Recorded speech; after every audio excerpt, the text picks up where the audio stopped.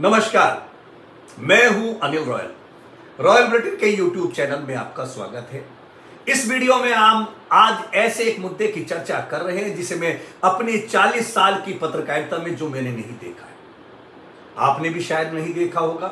यदि किसी को किसी व्यक्ति के विरुद्ध कोई एफआईआर दर्ज करानी होती है तो थाना प्रभारी के नाम या अधिकतम वो देता है एसएसपी के नाम। लेकिन जिस मामले का आज हम चर्चा कर रहे हैं वो मामला बड़ा रोचक है। वो इसलिए है कि सीधे सीधे मुख्यमंत्री योगी आदित्यनाथ को प्रार्थना पत्र दिया गया और पुलिस ने अपनी जीडी में मुख्यमंत्री को संबोधित एफआईआर दर्ज की।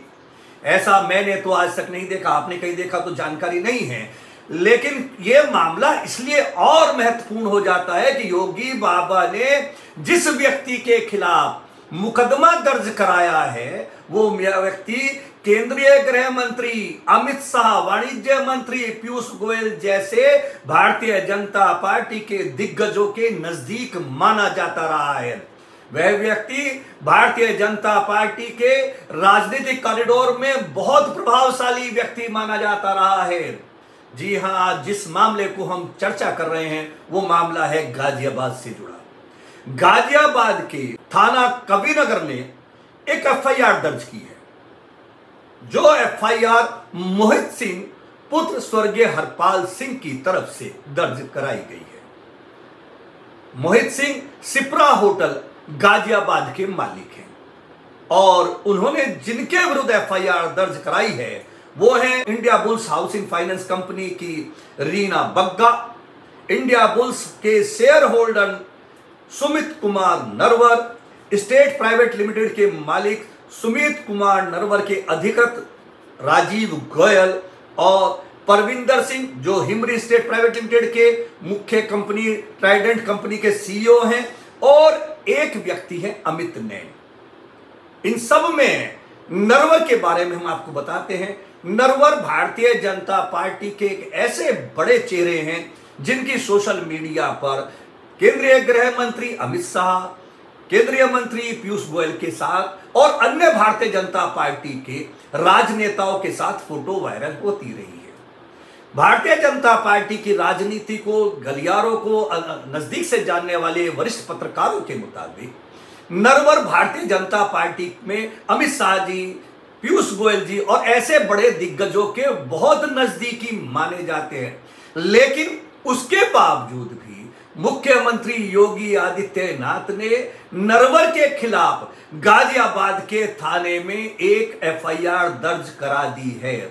और इस एफआईआर में भी सबसे अजीब बात यह है, सबसे रोचक चर्चा का विषय यह है कि मुख्यमंत्री को संबोधित प्रार्थना पत्र ही गाजियाबाद पुलिस ने एफआईआर के रूप में दर्ज किया है। आप मेरी स्क्रीन पर देख सकते हैं उस एफआईआर की कॉपी, जिसमें दिखाया गया है कि तहरीर सीधे सीधे मुख्यमंत्री जी को दी गई, उनके आदेश पर यह मुकदमा दर्ज किया गया है। लेकिन गाजियाबाद पुलिस ने मुख्यमंत्री को संबोधित करते हुए ही एफआईआर की चिक काटी है, जो यह बताने के लिए काफी है कि केंद्रीय गृह मंत्री और भाजपा के आला कमान के व्यक्ति के खिलाफ गाजियाबाद पुलिस ने सामान्य स्थितियों में मुकदमा दर्ज नहीं किया था। जिसके बाद उसने मुख्यमंत्री योगी आदित्यनाथ से संपर्क किया और योगी जी के आदेश पर सीधे सीधे मुकदमा दर्ज किया गया।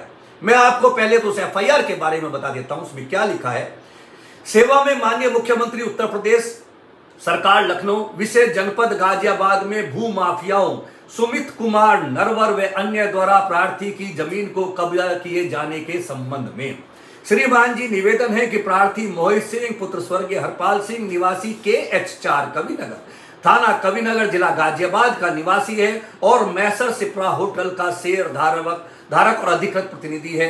प्रार्थी का यह प्रत्यावेदन है कि प्लाट नंबर 9 अहिंसा खंड इंदिरापुरम जिला गाजियाबाद में स्थित सिप्रा होटल को India bulls housing society housing finance limited द्वारा जालसाजी, धोखाधड़ी व कानून के प्रावधानों का जानबूझकर उल्लंघन करते हुए कूट रचित तरीके से हिमरी स्टेट प्राइवेट लिमिटेड 310 प्रकाश दीप बिल्डिंग 7 टोए मार्ग नई दिल्ली को India bulls housing finance company limited की अधिकृत प्रतिनिधि रीना बग्गा के द्वारा हिमरी स्टेट प्राइवेट लिमिटेड के मालिक सुमित कुमार नरवर के अधिकृत प्रतिनिधि राजीव गोयल के पक्ष में 12 मई 2023 को 551 करोड़ में सिप्रा होटल की रजिस्ट्री कर दी गई है।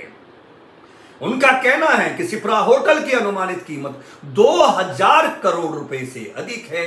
सिप्रा मॉल की कीमत जानबूझकर कम दर्शाकर उत्तर प्रदेश सरकार को करोड़ों रुपए की राजस्व हानि पहुंचाई गई है। इंडिया बुल्स और हिमरी स्टेट के शेयर होल्डर सुमित नरवर के द्वारा सिप्रा मॉल व सिप्रा स्टेट की अन्य कंपनी के मध्य डरा धमका कर सिप्रा स्टेट लिमिटेड के मध्य हुए एग्रीमेंट को निरस्त करा दिया गया है। प्रार्थी द्वारा डीआरटी लखनऊ में एसए भी फाइल की गई है जो अभी तक लंबित है। सुमित कुमार नरवर गगन बांगा के लोगों ने न केवल सिप्रा मॉल बल्कि अन्य भूमि जो सिप्रा मॉल के पास स्थित है, जो ना तो कहीं बंधक रखी गई है न किसी को बेची गई है, उस पर भी अवैध कब्जा कर लिया है। ये इस लंबी चौड़ी एफआईआर के आधार पर मुख्यमंत्री जी के आदेश पर सुमित नरवर और उसके सक्रिय गैंग बताते हुए अमित नैन नाम के व्यक्तियों के खिलाफ मुकदमा दर्ज करा दिया गया है। गाजियाबाद के कबीरनगर थाने में धारा 420, 120B और 82 रजिस्टर्ड अधिनियम 1908 के तहत दर्ज इस मुकदमे में सबसे खास बात यह है कि सुमित नरवर केंद्रीय भारतीय जनता पार्टी के नेताओं के बहुत नजदीकी माने जाते हैं। सुमित कुमार नरवर की अहमियत कितनी बड़ी है राजनीतिक हलकों में, इसको आप शिवसेना के उद्धव गुट के सांसद संजय राउत के इस बयान से लगा सकते हैं कि संजय राउत ने बाकायदा प्रेस कॉन्फ्रेंस की थी जिसमें नरवर के नाम का उल्लेख किया था। एक दूध वाला है हरियाणा में, हरियाणा में एक दूध वाला है, मिल्कमैन नरवर। मैं पूछना चाहता हूं ईडी से, क्या आप ये नरवर को पहचानते हो? सिर्फ 5 साल में एक दूध वाला 7,000 करोड़ का मालिक कैसे बन गया? किसका पैसा है? जब से महाराष्ट्र में बीजेपी की सरकार आ गई तब से उसका महाराष्ट्र में आना जाना शुरू हो गया। बीजेपी के नेता मुख्यमंत्री के घर में उनका तो खुला आना जाना रहता था। उसके बाद उसकी प्रॉपर्टी बढ़ने लगी। किसका पैसा उसके पास है? किसने किया मनी लॉन्ड्रिंग? मैं ये मनी लॉन्ड्रिंग की जो केसेस है नरवर की और सब की आप बीजेपी के नेताओं की यहां की जल्दी में दे रहा हूं। Sumit Narwar capital India company के चेयरमैन भी हैं और भी बहुत संस्थाओं से, बहुत कंपनियों से जुड़े हुए हैं। राजनीतिक हलकों में बहुत बड़ा नाम है। आप सुमित नरवर के बारे में जिससे भी राजनीतिक व्यक्ति से पूछेंगे, भारतीय जनता पार्टी से जुड़ा हो या विपक्ष का जुड़ा हो, वो नरवर के बारे में आपको नई कहानी बताएगा। कुछ लोग ऐसे होंगे जो नरवर की व्यवहार कुशलता की तारीफ करेंगे, नरवर के बारे में बहुत अच्छा कहेंगे। कुछ लोग नरवर के विषय में खिलाफ बात करेंगे। राजनीतिक विश्लेषक इस मामले को दिल्ली और लखनऊ के बीच चल रही तनातनी से जोड़कर देख रहे हैं। सामान्य स्थिति में कोई व्यक्ति पुलिस के पास एफआईआर लिखाने जाता है तो पहले थाने पे जाता है, वहां सुनवाई ना हो तो एसएसपी के पास जाता है, आईजी डीआईजी के पास जाता है। लेकिन इस मामले में सीधे मुख्यमंत्री को एप्लीकेशन दी गई जिस पर मुकदमा दर्ज किया गया, जिसने दिल्ली और यूपी के राजनीतिक हलकों में हड़कंप मचा दिया है।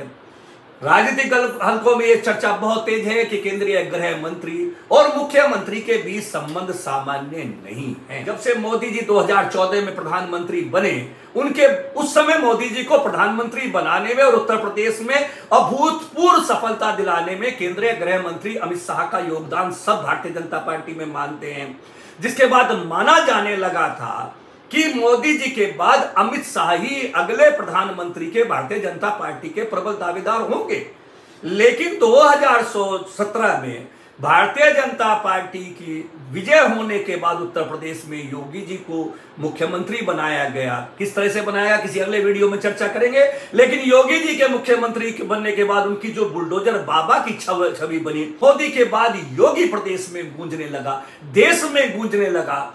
एक प्रचार भारतीय जनता पार्टी की समर्थकों की तरफ से हुआ कि देश में जगह जगह प्रदेशों में मोदी जी के बाद योगी जी की डिमांड होने लगी। वो स्टार कंपेनर के रूप में दूसरे नंबर के नेता भारतीय जनता पार्टी में हुए, जिसके बाद से माना जाता है कि केंद्रीय गृह मंत्री और प्रदेश के मुख्यमंत्री के बीच संबंध मधुर नहीं है।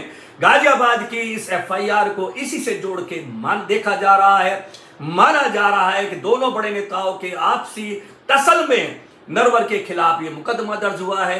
एक औद्योगिक क्षेत्र से जुड़े एक व्यक्ति के मुताबिक नरवर बड़ी बड़ी डील कराने के लिए दिल्ली के गलियारों में चर्चाओं में रहते हैं। वो व्यवहार के बहुत शानदार व्यक्ति बताए जाते हैं, लेकिन उनका जो दायरा है वो भारतीय जनता पार्टी में बहुत प्रभावशाली रहा है।